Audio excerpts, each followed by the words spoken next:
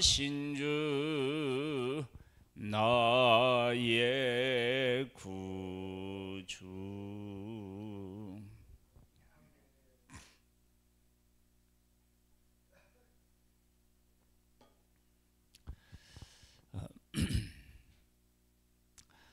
오늘 본문은 이혼에 대한 이야기, 그리고 어린아이에 대한 이야기, 또 이제 부자 청년에 대한 이야기로 구성되어 있는데,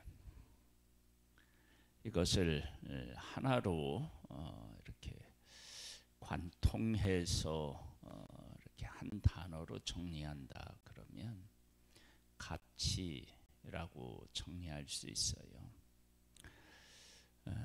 한번 보겠습니다. 예수께서 이 말씀을 마치시고 갈릴리를 떠나 요단강 건너 유대 지경에 이르시니 큰 무리가 따르거늘 예수께서 거기서 그들의 병을 고치시더라. 한 사람의 가치를 예수님이 어떻게 보고 계신지를 알 수 있습니다.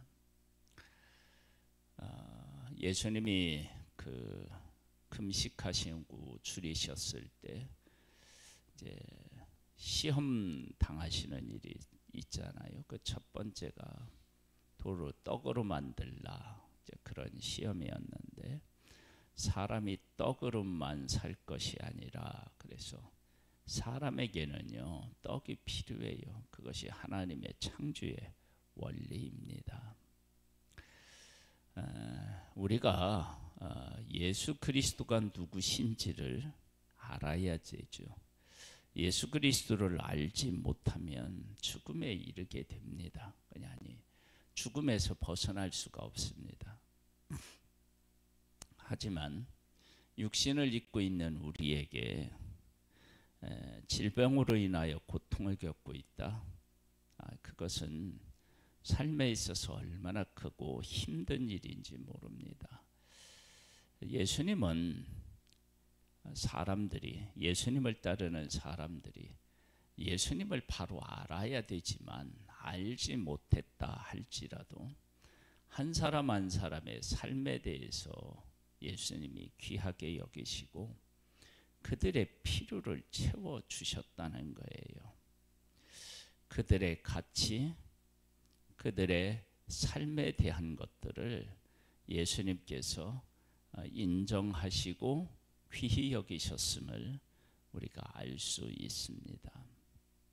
3절에 보면은요, 바리새인들이 예수께 나와 그를 시험하여 이르되, 사람이 어떤 이유가 있으면 그 아내를 버리는 것이 옳으니까. 이 질문을 알고 싶어서 했다라고 성경은 이야기하지 않고 시험하려고 했다, 그렇게 이야기하고 있습니다. 이 이야기는 예수님이 전하신 사랑과 모세의 율법 사이에 연관성이 없다라고 생각하고 반대가 되는 개념이라고 생각했던 것입니다. 그런데 예수님은 모세의 율법과 그리고 예수님께서 전하시는 말씀과 하나님의 뜻은 일치한다라고 하는 것을 우리에게 보여주고 있습니다. 그래서 율법을 가지고 예수 그리스도를 걸고 넘어질 수 없다. 그리고 이것은 다른 말로 얘기하면 하나님께서 결혼에 대한 그러한 제도를 주셨는데, 이 제도에서 남자와 여자 결혼이라고 하는 어떤 개념이, 그 가치가 얼마만큼 소중한 가치를 지니고 있는지를 우리에게 보여주고 있습니다. 예수께서 대답하여 이르시되 사람을 지으신 이가 본래 그들을 남자와 여자로 지으시고 말씀하시기를 그러므로 사람이 그 부모를 떠나서 아내에게 합하여 그 둘이 한 몸이 될지니라 하신 것을 읽지 못하였느냐. 하나님의 말씀에 분명히 나와 있어요. 아담에게서 하와를 만드셨을 때 이와 같은 일이 분명히 있었다고요. 그런데 무엇을 가져다 대느냐? 모세의 율법을 가져다 대는 것입니다. 모세의 율법을 가져다 대면 어떤 얘기가 있느냐?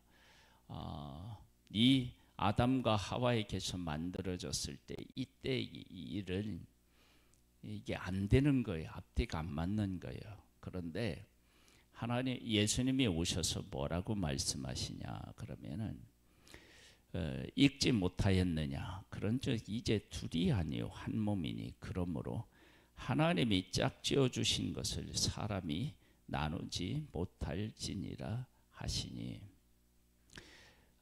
여짜오되 그러면 어찌하여 모세는 이혼 증서를 주어서 버리라 명하셨나이까? 예수께서 이르시되 모세가 너희 마음의 완악함 때문에 아내 버림을 허락하셨거니와 본래는 그렇지 아니하니라.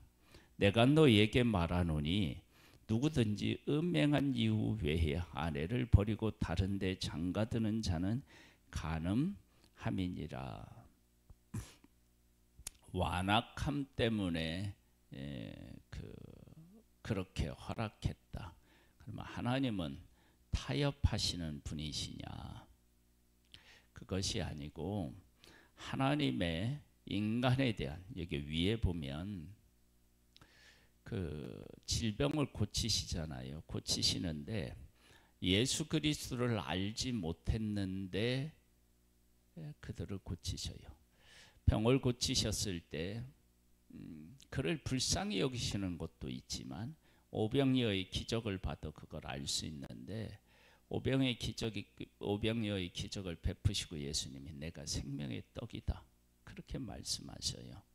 즉 오병이어의 기적을 보고 한 끼 식사, 한 끼 배고픔을 해결하는 데서 그치지 말고 내가 누군지를 알기를 원한다라고 하나님의 예수님의 마음이 담겨져 있었던 것처럼, 뜻이 담겨져 있는 것처럼요.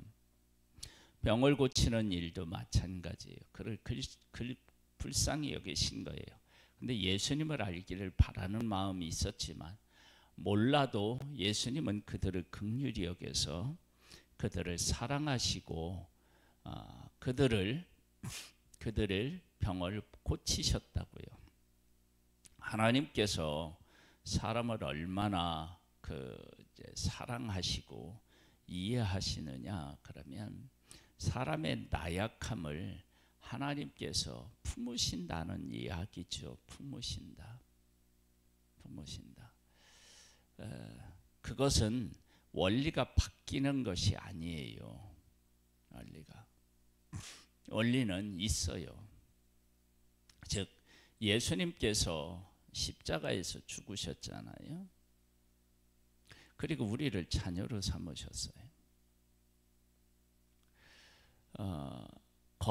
그 십자가에는 어떤 의미가 있느냐? 그러면 죄에 대한 대가는 죽음이다라고 하는 하나님의 그 원리가 그대로 거기에 살아 있어요.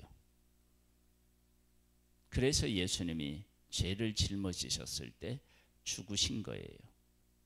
그래서 예수님의 죽으심은 내가 내 죄를 예수님이 짊어지셨다라고 하는 확증이에요. 확증.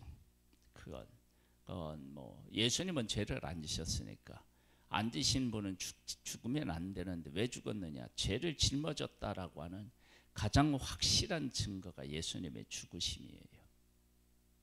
그리고 나서 우리를 자녀 삼으셨잖아요. 그러니까 죄에 대한 것을 예수님이 짊어지시고 그리고 내가 살아났다고요. 그것이 사랑이고 그것이 긍휼이고 그것이 은혜인데 그것처럼 인간에게 있어서 여러 가지 약점이 있는데 그 약점에 대해서 하나님은 우리 인간에게 대한 긍휼과 사랑의 마음이 있는 거예요. 가인이 아벨을 죽였을 때 하나님께서 가인에게 벌을 주시는데 그 벌이 너무 무겁고 힘들다고 얘기하니까 하나님께서 가인에게 표를 주셔요. 무엇을 의미해요? 동생을 죽였지만 여전히 가인에 대하여서 하나님은 사랑과 긍휼의 마음이 있음을 보여주시는 거라고요. 그러니까 죄를 용납하는 것이 아니라 죄 지은 사람에 대한 하나님의 그 은혜와 사랑과 긍휼이 얼마나 크신지를 보여주고 있는 거라는 거죠. 그런데 그런 은혜를 베풀어 주는데 사람은 그러한 하나님을 향하여서 어떻게 얘기하냐? 내 맘대로 살아도 되는구나. 내가 하고 싶은 대로 해도 되는구나. 이런 생각을 한다는 거예요. 그런데 하나님은 이제 둘이 아니요 한 몸이니 그러므로 하나님이 짝지어 주신 것을 사람이 나누지 못할지니라 라고 말씀하신 것처럼 둘이 하나임을 분명히 선언하고 계십니다. 10절입니다. 제자들이 이르되 만일 사람이 아내에게 이같이 할진대 장가들지 않는 것이 좋겠나이다. 이혼증서를 써서 이혼에 주는 것. 근데 그것이 아니고 둘이 한 몸이다. 그랬더니 그 이야기를 들은 사람들의 반응이 어떻게 되느냐? 그러면 결혼 생활 어떻게 해요? 차라리 혼자 사는 것이 낫지. 그랬더니 주님은 이런 말씀을 하셨어요. 예수께서 이르시되 사람마다 이 말을 받지 못하고 오직 타고난 자라야 할지니라. 어머니의 태로부터 된 고자도 있고 사람이 만든 고자도 있고 천국을 위하여 스스로 된 고자도 있도다. 이 말을 받을 만한 자는 받을지어다. 이렇게 말씀하셨어요. 그 바리새인들이 예수님을 시험하러 왔는데 그들이 결혼에 대한 문제를 가지고 예수님을 넘어뜨리려고 했어요. 예수님의 답은 나와 있다고 생각해요. 그렇게 이제 생각한 거예요. 하나는 이혼해라. 그러면 예수님의 사랑을 걸고 넘어질 거고, 그 다음에 이혼하지 말라. 그러면 율법을 범한 것으로 그렇게 이야기해서 걸고 넘어지려고 했겠죠.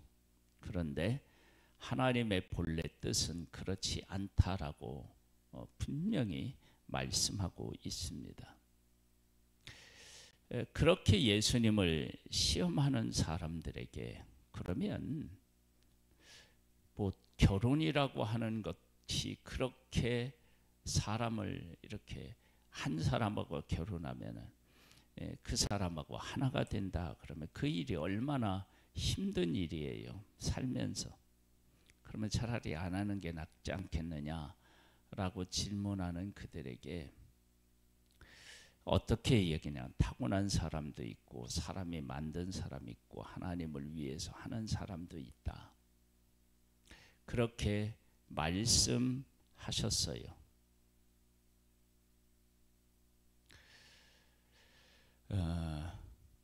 이러한 모든 것들에 대하여서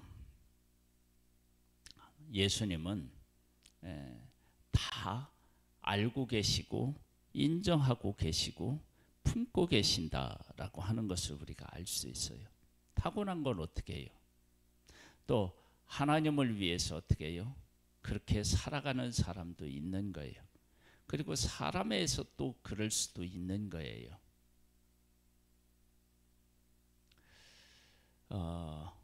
세상에는 이러한 일들이 다 있어요.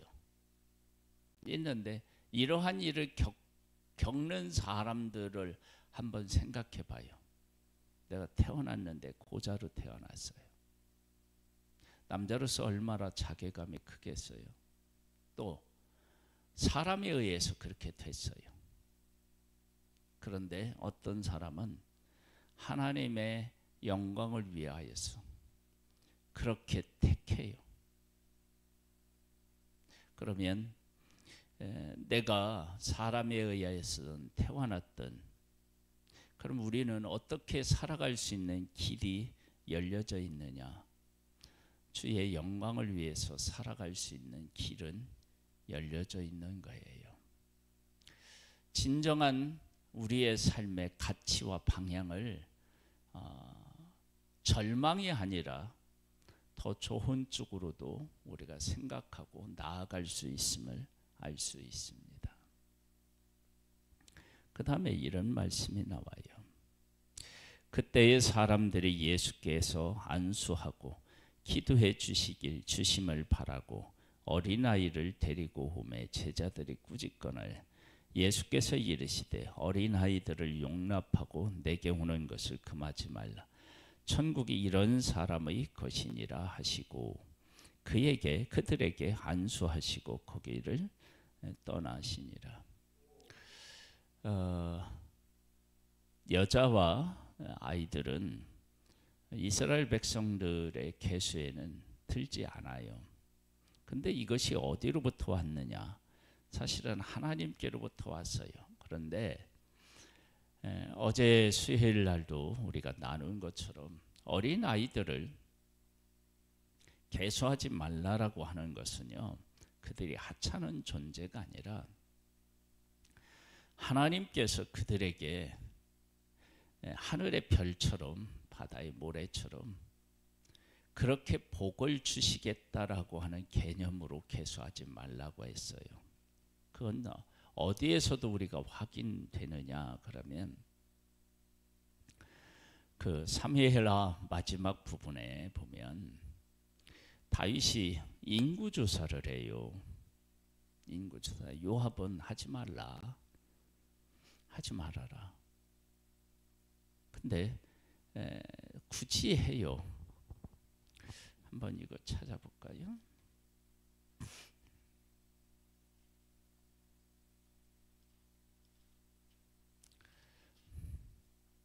24장에 나오죠.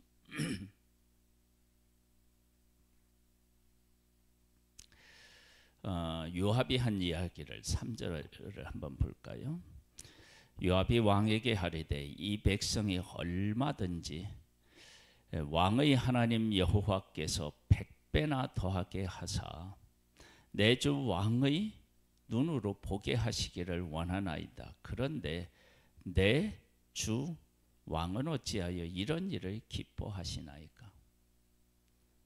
인구조사 안 하면 안 하고 하나님 의지하면 하나님이 복의 복을 더하실 텐데 왜 인구조사를 하냐 그렇게 얘기하잖아요. 이스라엘 백성들에게 인구조사를 하라고 하는 그 기본적인 20세 이상으로 하라고 하는 것은 다 인구에 넣지 말라. 왜? 너희들이 넣는다 할지라도 내 복은 너희들에게 다시 임하여서 새롭게 조사하고 새롭게 조사해야 되는데 내가 너희들을 어떻게 하느냐? 정말로 하늘의 별과 같이 많게 하시겠다. 그런 소망의 메시지가 담겨져 있는 것이 인구조사예요. 그런 의미로 어린아이를 헤아리지 말라고 하셨는데 이제 어린아이는 어떻게 해요? 제해되는 쪽으로 가버린 거예요. 어린아이에 대한 가치를 제대로 모른 거죠. 하나님이 왜 그렇게 하셨는지를 모른 거예요.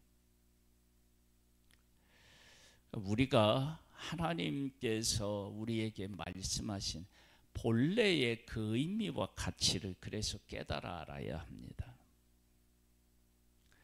나도 마찬가지예요. 나도. 우리가 좀 전에 그 나누었던 가인에 대한 얘기를 한번 해보죠. 가인이 아벨을 죽였어요. 그 전에 하나님께서 가인과 그 제물을 연락하지 않으셨어요. 아벨과 그 제물은 연락하셨어요. 화가 났죠. 그런데 그렇게 가인과 그 제물을 받지 않으신 하나님께서 가인을 찾아가셔요. 그 얘기는 그 제사 드리는 것은 받지 않으셨지만 가인에 대한 사랑의 마음이 여전하셨음을 보여주고 있고요. 그가 벌이 너무 중하다고 했을 때 그에게 은혜를 베푸시는 하나님의 모습을 보게 돼요. 이것은 여전히 가인에 대한 하나님의 은혜와 사랑이 존재함을 이야기하잖아요. 나라고 하는 한 존재가 어떤 자리에 있든 그것은 제해된 존재가 아니라 더 큰 하나님의 그런 어떤 은혜와 사랑을 보여주는 그런 것을 우리에게 잘 나타내 보여주고 있는 거예요. 하나님이 한 사람들에게 하시는 이 은혜, 이것을 우리가 깨달아 알아야 돼요. 그러니까 어린 아이를 제외시킨 것이 제외된 게 아니라 하나님이 하시는 놀라운 일들을 보여주기 위함이다. 그런데 우리는 제외시키는 거예요. 날 때부터 소경되어 있는 사람을 예수님이 고치시는데 고치시기 전에 뭐라고 하냐면 이는 이렇게 된 것은 하나님의 영광을 위한 것이다.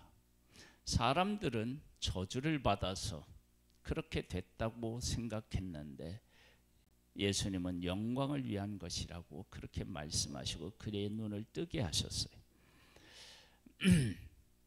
우리가 가지고 있는 여러 가지 저주받은 것 같고 소외된 것 같고 그런 부분이요, 사실은 깊이 들여다보면 그것이 우리의 유익을 위한 것이면 이건 뭐라고 할까, 의심할 여지가 없는 거예요. 왜? 하나님은 우리를 사랑하시기 때문에 그렇습니다. 이스라엘 백성들이 광야로 간 것은, 광야는 힘든 곳이죠. 그런데 그곳에서 하나님의 군대로 다시 세워지고요. 그 다음에 또 어떤 일도 있냐, 그곳에서 하늘의 양식을 먹는 그런 은혜를 입게 됩니다. 그러니까 광야는 하나님의 백성들에게 복이었죠. 우리가 그런 사실을 잘 깨달아 알기를 소망합니다. 16절입니다. 어떤 사람이 주께 와서 이르되 선생님이여 내가 무슨 선한 일을 하여야 영생을 얻으리이까? 예수께서 이르시되 어찌하여 선한 일을 내게 묻느냐? 선한 이는 오직 한 분이시니 네가 생명에 들어가려면 계명들을 지키라. 이르되 어느 계명이니까? 예수께서 이르시되 살인하지 말라, 간음하지 말라, 도둑질하지 말라, 거짓 증언하지 말라, 네 부모를 공경하라, 네 이웃을 내 자신과 같이 사랑하라 하신 것이니라. 그 청년이 이르되 이 모든 것을 내가 지켰사온데 아직도 무엇이 부족하리이까? 예수께서 이르시되 네가 온전하고자 할진대 가서 네 소유를 팔아 가난한 자들에게 주라. 그리하면 하늘에서 보화가 네게 있으리라. 그리고 와서 나를 따르라 하시니 그 청년이 재물이 많음으로 이 말씀을 듣고 근심하며 가니라. 왜 예수님께서 1에서 4계명은 말씀하지 않으셨을까요?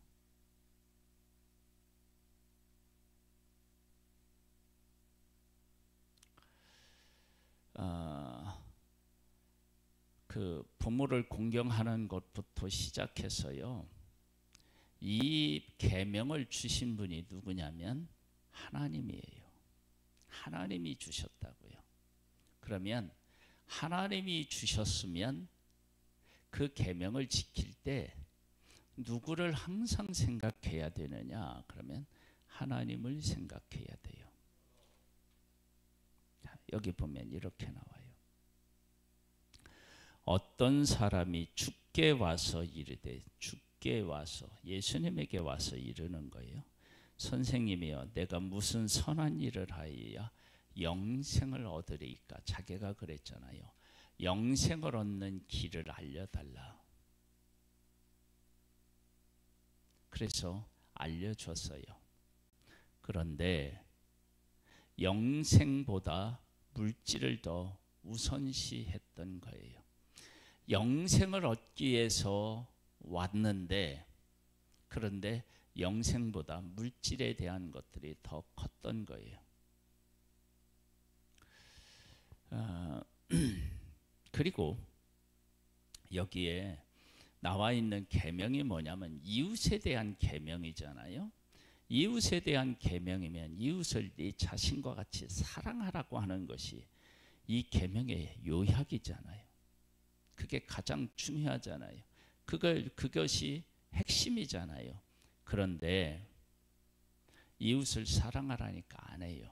그러니까 그 계명을 지킬 때 하나님도 제대로 생각하지 않았고 이웃도 제대로 생각하지 않고, 이렇게 율법을 지키는 목적이 뭐냐?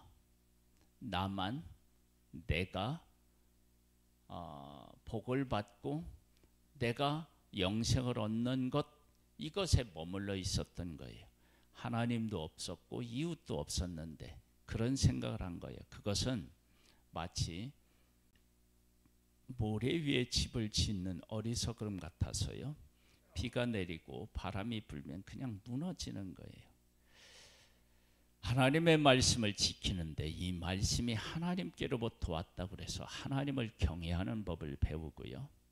그렇게 하면서 사람을 사랑하는 법을 배우면 반석 위에 지은 사람 같은 거예요. 그러니까 이 청년이 모래 위에 집을 지은 것을 하나님이 예수님이 아셨던 것입니다. 그래서 어떻게 됐느냐? 그 청년이 재물이 많음으로 이 말씀을 듣고 근심하며 가니라.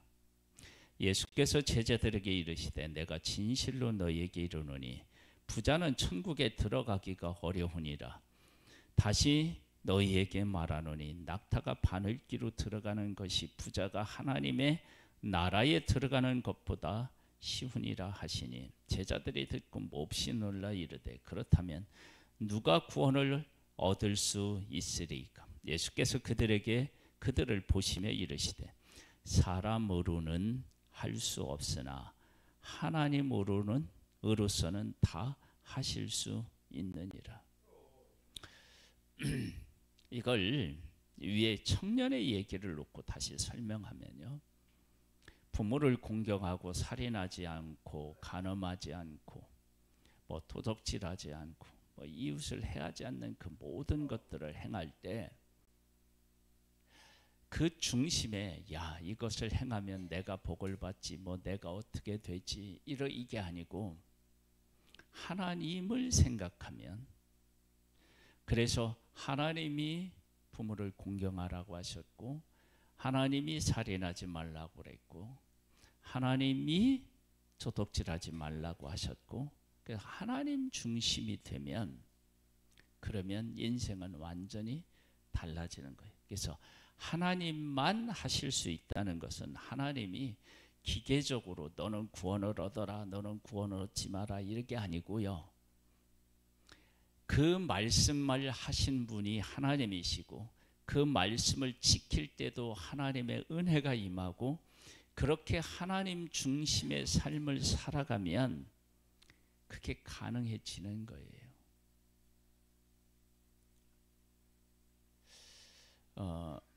우리가 예수 그리스도를 믿으면 구원을 얻는다고 얘기를 해요. 예수님을. 예수 믿으면 구원을 얻어요. 그런데 진짜 그 구원에 대한 내용이 있잖아요. 그 구원에 대한 내용. 그 구원이 어떻게 우리에게 주어졌는지를 깨달아 알면 구원 얻은 나에 대한 가치, 구원해 주신 하나님의 사랑, 십자가를 지신 예수 그리스도의 은혜의 가치를 깨달아 알아서 그 가운데 살아가게 되어 있다고요. 그것처럼 율법을 주신 분이 하나님이시고요. 그 하나님께서 하나님을 사랑하는 법을 배우고 이웃을 사랑하는 법을 배우라고 하셨으니까 그런 개념을 가지고 그런 고백을 가지고 이 율법들을 지키면 그 가운데서 이 율법을 지키며 살아서 무엇을 추구하게 되어 있느냐?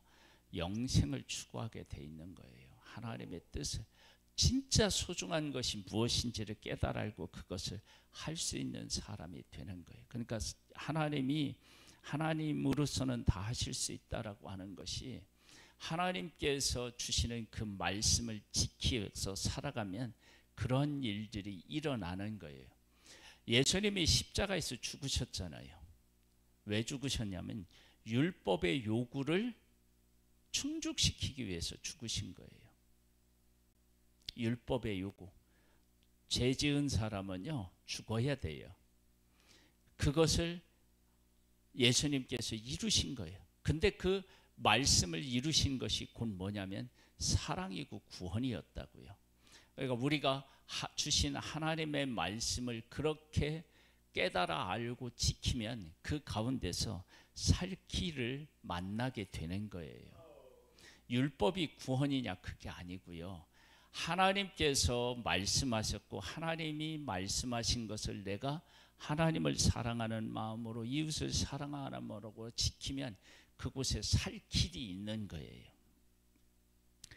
이에 베드로가 대답하여 이르되 보소서 우리가 모든 것을 버리고 주를 따라 싸운즉 그런즉 우리가 무엇을 얻으리까? 예수께서 이르시되 내가 진실로 너희에게 이르노니 세상이 새롭게 되어 인자가 자기 영광의 보좌에 앉을 때에 나를 따르는 너희도 12보좌에 앉아 이스라엘의 12지파를 심판하리라. 또 내 이름을 위하여 집이나 형제나 자매나 부모나 자식이나 전토를 벌인 자마다 여러 배를 받고 또 영생을 상속하리라. 보세요. 버리면 어떻게 하겠다고 하셨느냐 하면 여러 배를 받는다는 거예요. 그러니까 버리는 것이 아니라 더 복된 길이라고 하는 것을 알려주신 거예요. 그러니까 버리라고 해서 버리는 것이 아닌 거예요.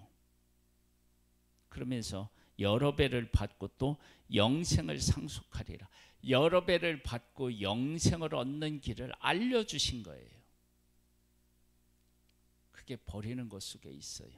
그런 의미와 가치를 깨달아 알아야 되는 거죠. 그러나 먼저 된 자로서 나중되고 나중된 자로서 먼저 될 자가 많으니라. 하나님의 율법을 먼저 받았다고 내가 실천했다고 그대로 살았다고 그런 의미 그런 것만 아는 게 아니라 이 말씀의 의미를 바르게 깨달아 알고 그 가운데서 살아가는 사람은 누구에게나 이러한 길이 열려져 있고 그것을 누릴 수 있는 길이 다 있음을 우리에게 보여주고 있습니다. 오늘 얘기는요 가치라는 얘기를 가지고 했어요. 하나님께서 남자와 여자를 만나게 하셔서 가정을 이루게 하신 그 가치와 의미, 어린아이들이 제외됐었는데 이혼 증서에 대해서 하신 것들을 얘기할 때, 그리고 이제 아이들의 가치, 그들이 그 계산에서 제외된 것은 하찮은 존재가 아니라 하나님이 주실 복이 어마어마하게 크다라고 하는 것을 그들 속에 숨겨 놓으셨다고요. 그리고 나서 말씀을 지키는데 내가 나를 위해서 지킬 것이냐 아니면 하나님을 사랑하고 이웃을 사랑하고 영생을 위해 지킬 것이냐, 어떤 가치를 두고 내가 말씀을 실천할 것이냐에 따라서 우리의 삶은 완전히 바뀌게 되는 것입니다. 우리 안에 하나님께서 우리에게 하시는 말씀, 인도, 이 가치를 바르게 깨달아 알아서 그 가치를 풍성히 누리는 복의 복을 받는 우리들이 되기를 소망합니다. 하나님 아버지, 은혜와 은총으로 우리와 함께 하시는 하나님, 우리를 더 복되게 하시는 하나님, 그 하나님을 하나님의 말씀 안에서 하나님이 우리를 인도하시는 그 삶의 한가운데서 발견할 수 있게 도와주셔서 하나님께 감사하고 하나님을 찬양하며 오늘도 승리의 삶을 살 수 있게 되기를 소망합니다. 하나님의 성령으로 우리를 충만케 하옵소서. 예수님의 이름으로 기도드립니다. 아멘. 하늘에 계신 우리 아버지여, 이름이 거룩히 여김을 받으시오며 나라에 임하옵시며 뜻이 하늘에서 이룬 것 같이 땅에서도 이루어지리이다. 오늘날 우리에게 일용할 양식을 주옵시고 우리가 우리에게 죄 지은 자를 사하여 준 것 같이 우리 죄를 사하여 주옵시고 우리를 시험에 들게 하지 마옵시고 다만 악에서 구하옵소서. 대개 나라와 근세와 영광이 아버지께 영원히 있사옵나이다. 아멘.